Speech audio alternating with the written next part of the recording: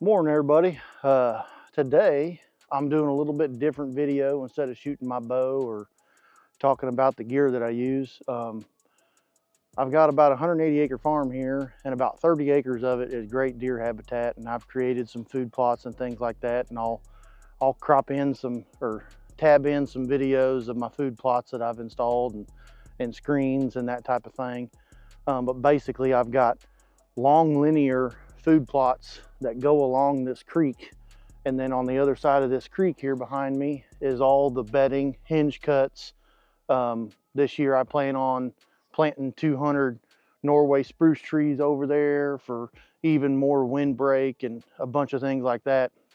But the main thing I'm trying to do here on this side of the creek now is not so much expand my food plot, but I want to get rid of all these undesirable trees along the creek bank, and I want to plant apple trees, persimmons. I want to try to keep all the food on this side of the creek, so that way they've got something to come over here and eat, and all the bedding's over there on that side of the creek. And the last 2 years I've been pretty spoiled with the way that I set this up. The last 2 years I killed 2 really nice bucks, for here anyway. And this last year was my biggest buck by far. He was a real nice 10 point. And I killed him right on this food plot here that we're standing in right now. And I actually was about 50, 60 yards that way is where I killed him. Bow and arrow, October, was that 13th, I believe, was the day, if I remember right. It might have been the 20th. It was one of those 2 days. But what I'm getting at is if I have a destination for them to come to, and this is my opinion, you know, they cross this creek, they run this creek. This creek is real steep. It gets your thermals down in there. You know, it's about a 15 to 20 foot drop into that creek right behind me. And my plan, I'm not going to take out all these trees. I want to take out all the little ones. The bigger ones I'll keep, and then for the most part try to plant apple trees and persimmons. I've already got it started over there, and I'll show you that too, with some drone footage or something tabbed in. But the best case scenario for me is trying to get as much food over here per acre as possible. And I realize the apple trees and the persimmons that I buy, you know, they're not going to be like your typical, oh, plant them and then the very next year you're going to have fruit. That's not how that works. It normally takes, even if you buy a dwarf tree, it's still going to take 2 to 5 years before you see any production from it. And if you get a self-pollinator or it needs a pollinator to grow the fruit, then you know you got to buy another tree if you need a pollinator. If it's self-pollinating, normally those don't grow as big, for whatever reason, I don't know. But anyways, we're going to start doing, these trees are getting completely cut. Like they're not going to be standing at all, no hinge cutting. We're just straight up cutting them down, you know, getting rid of the undesirables so we can put desirable trees in is the plan. All right, now here are my 4 apple trees that I planted last year, and they have all come out really well. When they started, they were right here. I had probably a foot to a foot and a half of growth. Just started with a stick and a root ball. They were about, I think, $40 or $50 a piece, plus the cage and the T-posts and the weed barrier. But we got 2 kinds here. One is red Rome, and then the other is golden delicious.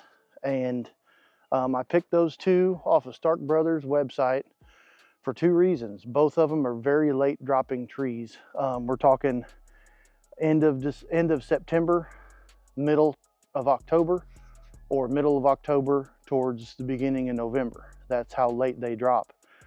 And one thing I've noticed about my farm is it seems like whether it's the pre-rut or the rut itself, it seems to be more mid-October for me. I'm here in Missouri, just about an hour east of Kansas City, and for whatever reason, the last 2 years, both of my deer have been pretty early deer as far as chasing does and, you know, just getting after it. So I'm pretty much a firm believer, anything that I've got going on in October, for me, I feel like that's the magical month. A lot of people say it's the October lull and this and that and the other. I think it's the best time to hunt, but that's just me personally.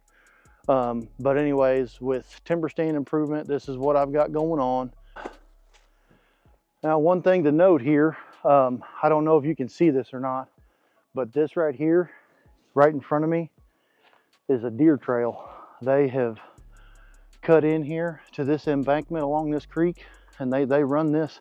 There's a trail that goes that way too, running out that way. And then they come up here, come out into my food plot. My food plot's this way. Bedding is this way, across the creek.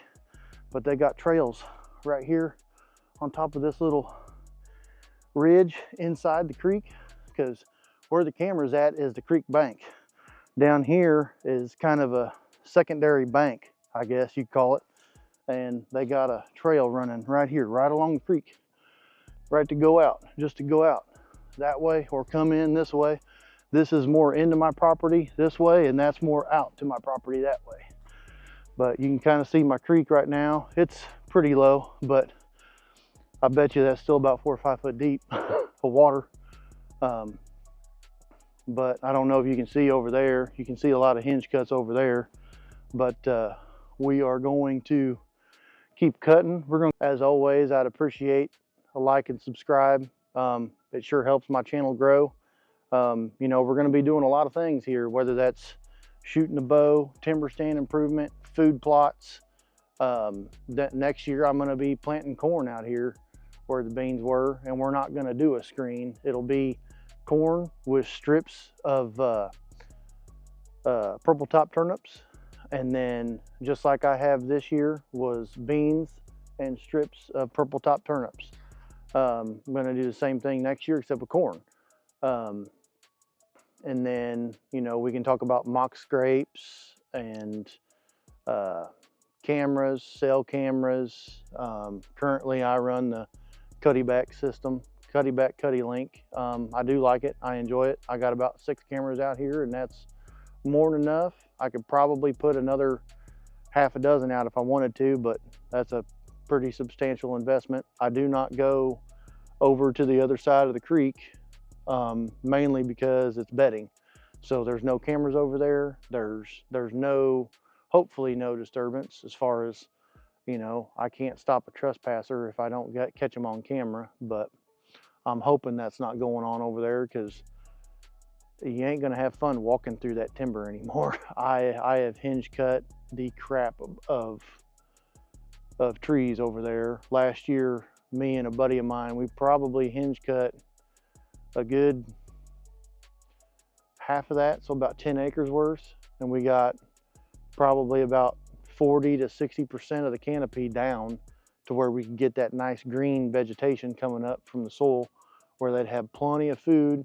Plus they get all the leaves that are now at the forest floor. I mean, there was tons of food over there last September and October. And, you know, now they've got woody browse over there for their, you know, they stay in their bedding, get their woody browse, then come out just before dark into my food plots. I'm a pretty firm believer in hunting in the evening. I've never really had that much luck in the morning.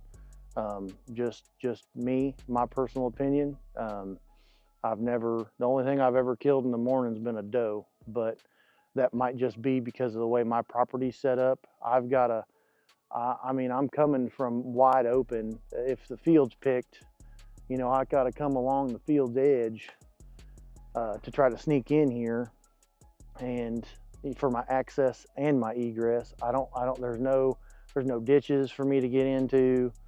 If there's any water in that creek, which there's always water in that creek, I can't run up and down that creek even with boots on, so that wouldn't work. On top of that, if I did that, I'd have to do that a half a mile over there and come down here, so that's really not in my best interest to do that. So I just use my e-scooter or my e-bike. I come down here 15-20 mile an hour down the field's edge, dump my bike, hop up in a tree. That's all I do. I do have some sets around here for saddle hunting, and I have 2 hang-ons, one on each end, one on the east side and one on the west side, right at the strip of milo that I planted this year for screening. I planted milo, and it got about 5 foot tall. It was perfect. Now it's pretty well all tore up between the birds eating the seeds, the deer eating it. But as one thing I noticed, the deer did eat it. So with that being said, I believe that we are going to plant milo again somewhere. I don't know where, but we're probably going to try to. It's a good extra nutritious food. It's a grass, so the seeds at the top, the head of milo, is what the deer will eat. And my milo was all one kind, so I don't really know if there's a kind that they like better or worse, but that's just something to keep in mind. There are sweet milo, and then there's like tart, kind of like apples. But anyways, with that being said, we will catch y'all on the next one. Thanks for watching.